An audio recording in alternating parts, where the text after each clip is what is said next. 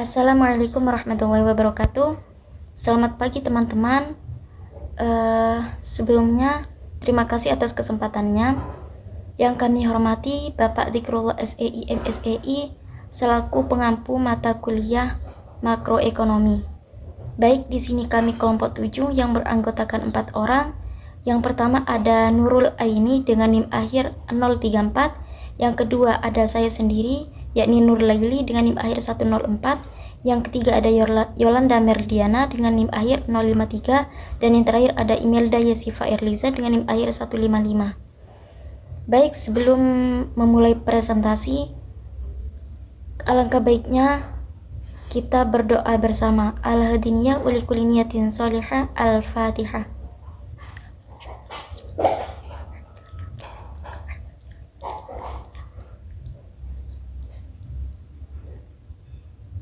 Baik, terima kasih.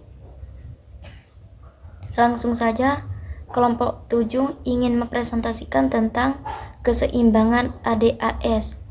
Materi yang pertama akan disampaikan oleh yang bertugas. Dipersilakan. Baik, di sini saya akan mempresentasikan tentang pengertian AD dan AS. Apa sih AD? Apa sih AS? AD adalah agregat demand, di mana AD adalah tingkat pengeluaran yang akan dilakukan oleh perekonomian pada berbagai tingkat harga. Terus apa sih agregat supply itu? Agregat supply adalah AS penawaran barang dan jasa yang dilakukan oleh perusahaan-perusahaan dalam suatu negara.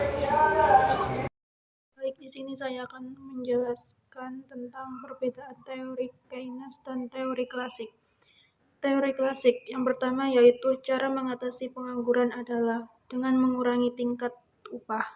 Yang kedua, pemerintah memiliki peran minimal dalam perekonomian. Yang ketiga, bertumpu pada masalah-masalah mikro. Yang keempat, berlandaskan pada hukum Say, yaitu penawaran akan menciptakan permintaannya sendiri. Yang kelima, jumlah tabungan akan selalu sama dengan jumlah investasi. Yang keenam, posisi keseimbangan sumber daya, termasuk di dalamnya sumber daya tenaga kerja akan dimanfaatkan secara penuh. Seandainya terjadi pengangguran, pemerintah tidak perlu melakukan tindakan atau kebijakan apapun. Selanjutnya yaitu teori Keynes. Yang pertama, cara mengurangi pengangguran adalah dengan memperbanyak investasi. Yang kedua, pemerintah memiliki peran besar dalam perekonomian. Yang ketiga, bertumpu pada masalah-masalah makro. Yang keempat, menganggap itu sebuah kekeliruan karena biasanya permintaan lebih kecil dari penawaran. Yang kelima yaitu jumlah tabungan tidak sama dengan jumlah investasi.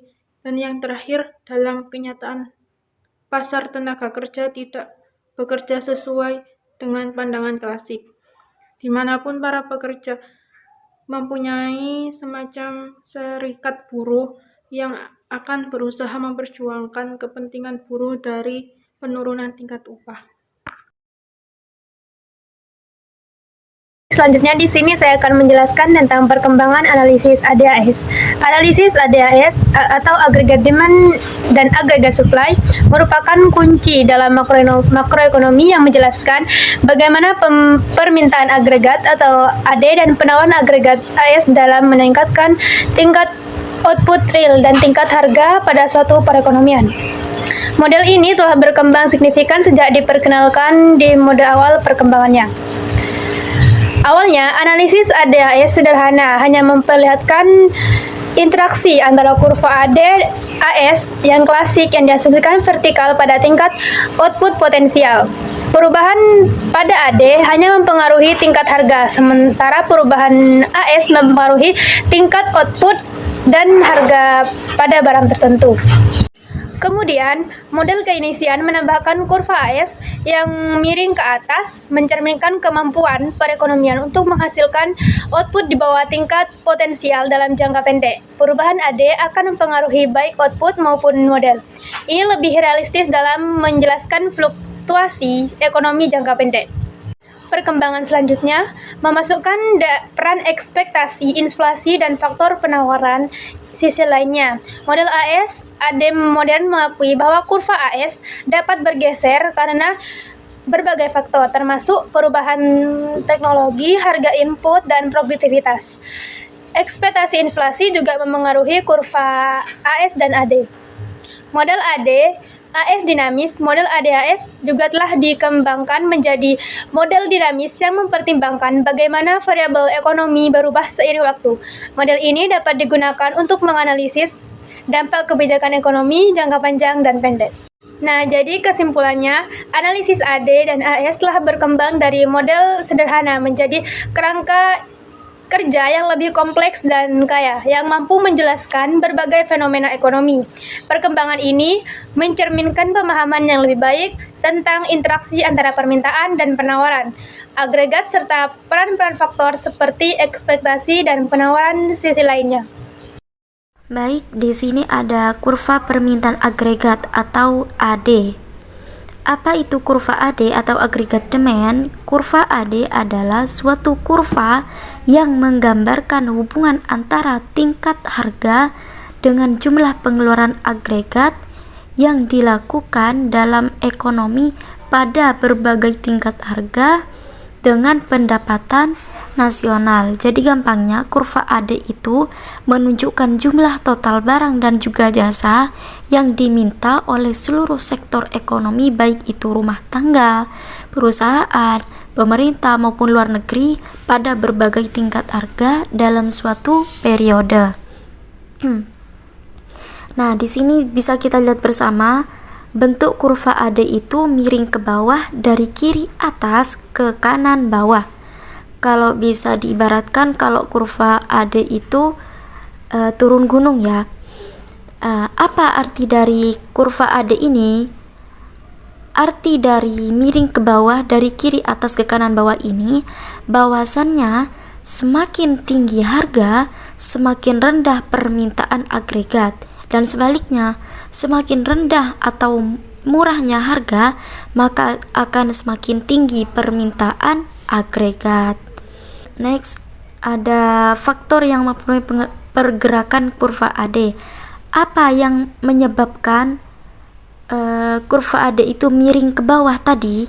Alasannya ada 3. Alasan utama. Yang pertama ada efek daya beli, yang mana di efek daya beli ini harga itu naik, daya beli turun sehingga konsumsi itu menurun. Yang kedua ada efek suku bunga. Nah, di efek suku bunga ini ketika harga itu naik, orang butuh lebih banyak uang sehingga suku bunga naik dan akhirnya investasi menurun. Dan yang ketiga, efek nilai tukar, yang mana dalam harga dalam negeri itu naik, barang lokal menjadi mahal sehingga ekspor turun, impor pun naik dan permintaan agregat menjadi turun. Seperti itu. Baik, di sini saya akan menjelaskan tentang keseimbangan AD dan AS. Dari gambar tersebut bisa dilihat bahwa kurva AD dan AS berpotongan di titik E, yang berarti permintaan agregat adalah sama dengan penawaran agregat pada pendapatan nasional real sebanyak YE dan tingkat harga pada PE. Tingkat E menggambarkan keseimbangan yang akan dicapai dalam perekonomian, oleh karena perusahaan-perusahaan tidak akan menambah atau mengurangi output yang akan diproduksikan, dan kegiatan ekonomi telah mencapai keadaan yang stabil. Dalam keadaan ini, keseimbangan makroekonomi telah tercapai.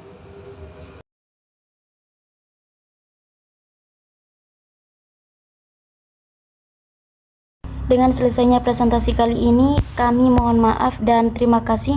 Semoga bermanfaat. Undur makola wala tandur mangkola. Lihatlah apa yang disampaikan, jangan melihat siapa yang menyampaikan. Wal afu minkum. Assalamualaikum warahmatullahi wabarakatuh.